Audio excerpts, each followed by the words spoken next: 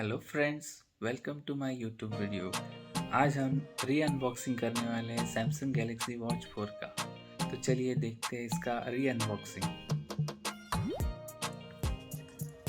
तो सबसे पहले देखती है इसका बॉक्स।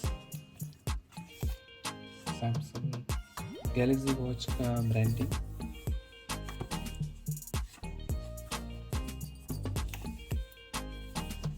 अब करते हैं इसका री अनबॉक्सिंग।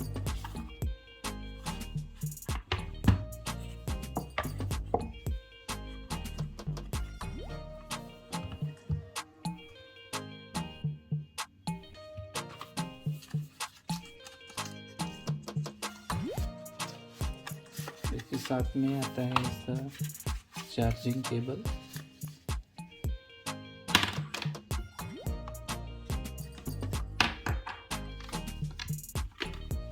और कुछ डॉक्यूमेंटेशन।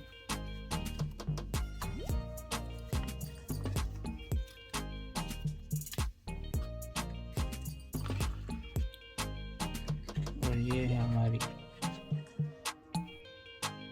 वॉच।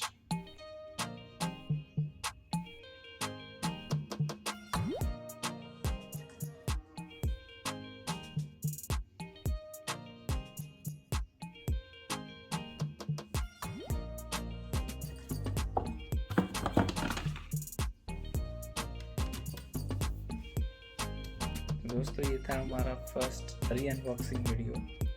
मैंने कोशिश की है इसको अच्छे से बनाने की, और आगे और भी नए नए री अनबॉक्सिंग वीडियोस भी आने वाले हैं।